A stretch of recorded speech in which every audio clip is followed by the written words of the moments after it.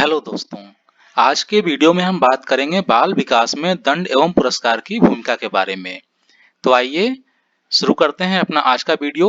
आप देख रहे हैं टेट फैक्ट एकेडमी। मैं हूं शशिकांत राय। सबसे पहले हम जानेंगे पुरस्कार के बारे में और उसके बाद हम जानेंगे दंड के बारे में। तो आइए देखते हैं कि पुरस्कार क्या होता है। पुरस्कार एक प्रकार की अभिप्रेरणा है जो मनोविज्ञान पर आधारित है। पुरस्कार प्राप्त करके बालक को सुख की अनुभूति और गौरव प्राप्त होता है और वह अनुभूति से प्रेरित होकर अच्छे तरीके से अधिगम कार्य संपन्न करने का प्रयास करता है। पुरस्कार वांछित कार्य के साथ सुखद साहचर्य स्थापित करने का साधन है। इसके साथ ही पुरस्कार व्यक्ति में अच्छा कार्य करने की भावना जागृत करता है। पुरस्कार के प्रकार। पुरस्कार निम्न दो प्रकार के होते हैं: भौतिक पुरस्कार, सामाजिक या आध्यात्मिक पुरस्कार। सबसे पहले हम जानते हैं कि भौतिक पुरस्कार क्या होते हैं। भौतिक पुरस्कार के अंतर्गत भेंट, पुस्तकें, लिखने पढ़ने की सामग्री तथा अन्य वस्तुएं आ जाती हैं। जबकि सामाजिक या आध्यात्मिक पुरस्कार के अंतर्गत पद विशेष के लिए चुनाव, पदोन्नति, प्रशंसा, सम्मान सूचक उपाधि तथा सम्मान सूचक प्रमाण पत्र आते हैं। सरल रूप में पुरस्कारों को दो भागों में विभाजित किया गया है, वो है मूर्त पुरस्कार और अमूर्त पुरस्कार। सबसे पहले हम देखेंगे मूर्त पुरस्कार क्या होते हैं।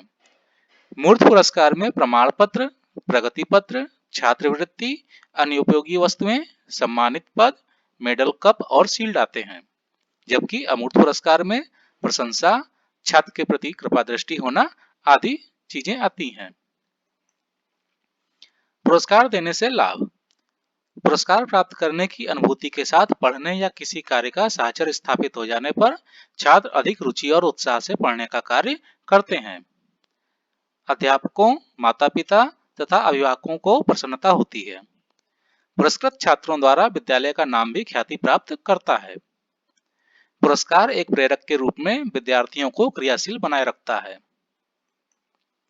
पुरस्कार से हानियां।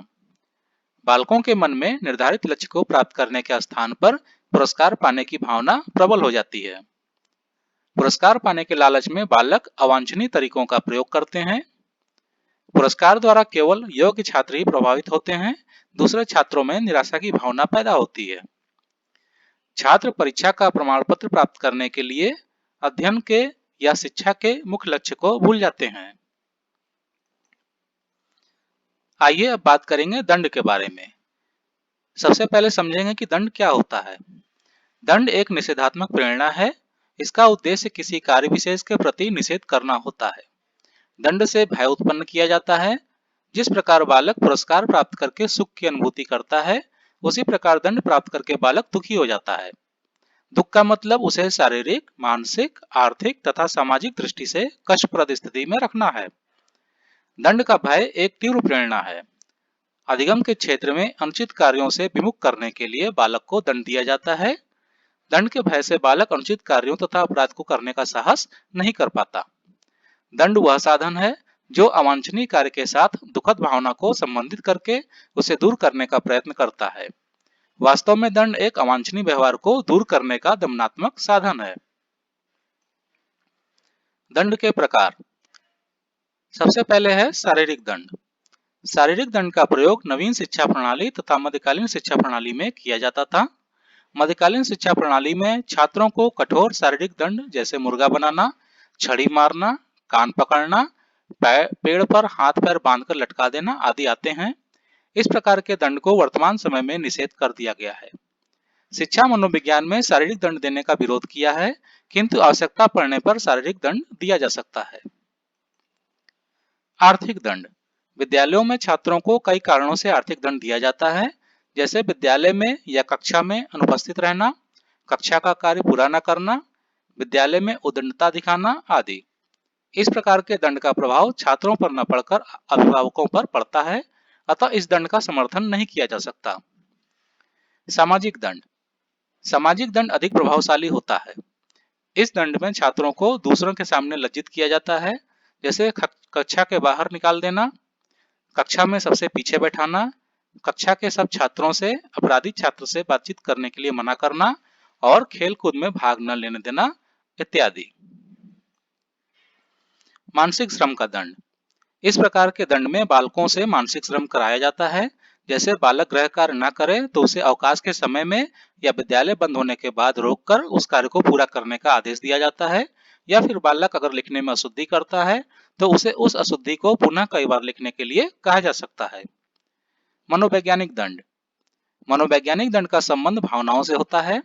इसके अंतर्गत डांटना, फटकारना, झिड़कना, बुराई करना, अपमानित करना, आचरण के अंक काटना, अवकाश के समय पर काम करना, बेंच पर खड़ा कर देना, भयभीत करना या फिर सुविधाओं से वंचित कर देना इत्यादि आते हैं। वैधानिक दंड। आजकल कुछ विद्यार्थी पर या इस प्रकार का अपराध करने लगते हैं जिससे कि कभी कभी कानून की शरण भी लेनी पड़ती है। इस प्रकार के दंड में छात्र को विद्यालय से निष्कासित कर दिया जाता है और उसके किसी अन्य जगह पर प्रवेश पर प्रतिबंध लगा दिया जाता है। आइए अब देखते हैं दंड के लाभ। दंड से निम्नलिखित लाभ होते हैं। दंड से बालक में सुधार होता है। दंड देने से बालक में अपराधों में कमी आती है। दंड से बालक में अनुशासन स्थापित करने में सहायता मिलती है। दंड के परिणाम को समझ लेने पर बालक स्वयं अपना सुधार करने का प्रयत्न करता है। दंड से हानियां। दंड से निम्नलिखित हानियां होती हैं। दंड का संबंध भय संवेग से होता है। दंड के भय से बालक का संवेगात्मक संतुलन ठीक नहीं रहता, जिससे उसके बौद्धिक विकास में बाधा पड़ती है। दंड देने से कुछ बालक अभ्यस्त हो जाते हैं और उन पर दंड का कोई प्रभाव नहीं पड़ता। दंड का प्रभाव अस्थायी नहीं होता।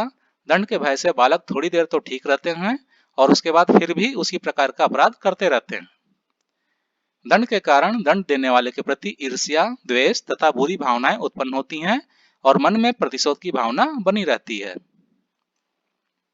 तो दोस्तों, आपको हमारा आज का वीडियो कैसा लगा? कमेंट बॉक्स में आप अपने सुझाव या सलाह दे सकते हैं, या अगर इस वीडियो से संबंधित कोई प्रश्न आप पूछना चाहते हैं तो कमेंट बॉक्स में पूछ सकते हैं। जो भी व्यूअर हमारे नए हैं वो हमारे चैनल को सब्सक्राइब कर सकते हैं। सब्सक्राइब बटन पर क्लिक करिएगा और बेल आइकन को प्रेस कर दीजिएगा ताकि आपको हमारे वीडियो के नोटिफिकेशंस मिलते रहें। हम जल्द ही अपने नए वीडियो के साथ पुनः उपस्थित होंगे। तब तक के लिए इजाजत दीजिए। धन्यवाद।